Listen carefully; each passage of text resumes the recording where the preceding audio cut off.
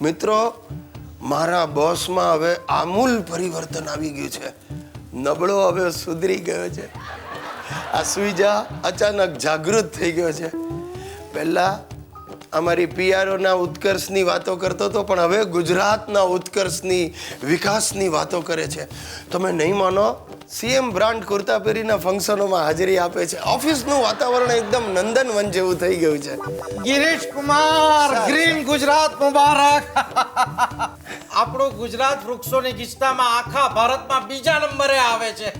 શું વાત કરો છો સર? હા ગિરીશ કુમાર, આખા રાજ્યમાં 2009 સુધીમાં વૃક્ષોની સંખ્યા 26.9 કરોડ હતી, જે હવે તો વધીને અનેક ગણી થઈ ગઈ હશે. ક્યા બાત હે જાડાવાલા સાહેબ. અરે આપણે ધન્ય છીએ કે આવા હરિયાળા ગુજરાતમાં જીવીએ છીએ. અરે 5000 ગામોમાં 5000 સ્વર્ણિમ વનોનું નિર્માણ થયું છે. અને ગિરીશ કુમાર, વીજ ઉત્પાદન જે 2001માં 6000 મેગાવોટ હતું, તે 2010માં 12300 મેગાવોટ થઈ ગયું છે. શું વાત કરો જાડાવાલા સાહેબ, એટલે તો ડબલ કરતા પણ વધારે.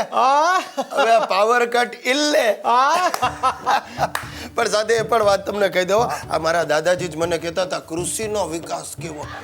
મારા દાદા અને બાપુજી તો ગામડે જઈને ખેતી કરવાનું વિચારે છે સાહેબ. અને સાથે સાથે આપણા બંદરોનો વિકાસ થયો છે, એટલે તો હવે નિકાસ પણ વધવાની. અરે એટલું જ નહીં ગિરીશ કુમાર, આપણી કંપનીનો નફો પણ ડબલ થઈ ગયો છે. સર, ડબલ થઈ ગયો પ્રોફિટ તો પછી સ્ટાફને કઈ ડિયર, ઉપરથી ઓર્ડર આવી ગયો છે. આખા સ્ટાફને 4 પગાર બોનસ. 4 પગાર બોનસ?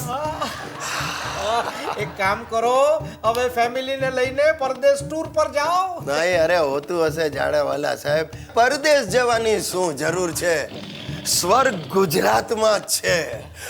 अगर आपने गुजरात नहीं देखा तो कुछ नहीं देखा. कच्छ की चांदनी रात में खुद खुदा भी सैर पर निकलता है.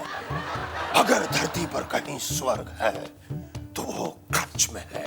हाय, તમે મિમિક્રી બહુ ફાઇન કરો છો. એ Girish Kumar, I have decided કે આપણી કંપનીની નેક્સ્ટ જનરલ મીટિંગ કચ્છમાં જ હું રાખીશ. હા જાડાવાલા સાહેબ. એ શિયાળે સોરઠ ભલો ને ઉનાળે ગુજરાત, એ ચોમાસે વાગડ ભલો પણ મારો કચ્છડો બારે માં. મારા પ્યુનને મેં ઓફિસમાં પૂછ્યું, એટલે તને ઇંગ્લિશ આવડે? મને કે હા આવડે. મેં કહું બોલ. તો કે ઇંગ્લિશ. હવે તું ભાઈ મગજના લમણા નહીં લે ને. આ મારો ઘરનો નોકર ઓછો નથી. આ એને ઇંગ્લિશના ફાંકા ચડી ગયા છે. હમણાં મારા એનઆરઆઈ દોસ્ત આવેલા વાઇબ્રન્ટ ગુજરાતમાં, તે ઘરે આવ્યા તો એણે એને પૂછ્યું નોકરને કે વોટ ઇઝ યોર નેમ? તો કે my name is life boy, my father's name is sunlight. એનો વિચારમાં પડીને મારી સામે જોવા લાગ્યો. મને કે આ કઈ જાતનું નામ? એટલે મેં એને પૂછ્યું, એટલે જીવન શું બોલે તું? તો મને કે I explain what is Lifebuoy. મારું નામ છે જીવન લાલ, એટલે બોય જીવન લાલ. અને મારા ફાધરનું નામ છે સૂરજ પ્રકાશ, સનલાઇટ. મેં કહું જા ભાઈ લાઈફ બોય, તું જા ને મહેમાન માટે અડધી ચા લઈ આવ. હા જીવણીઓ હમણાં થોડા દિવસ પહેલા મારી પાસે આવીને માથું નીચું કરીને ઉભો રહ્યો. મેં કહું શું થયું જીવન? મને કે સાહેબ બેનના લગ્ન છે ને મારી હાલત તો ભિખારી જેવી થઈ ગઈ છે, કંઈક મદદ કરો ને. મને દયા આવી. મેં કહું ભલે જા, ઠીક છે, તને મારા તરફથી 5000 રૂપિયા આપીશ. રાજી થઈ ગયો. મને કે થેન્ક યુ સાહેબ, આજે મારી હાલત ભિખારી જેવી છે, તમે મદદ કરી, કાલે તમારી હાલત ભિખારી જેવી થશે ત્યારે હું તમારી પડખે ઊભો રહીશ.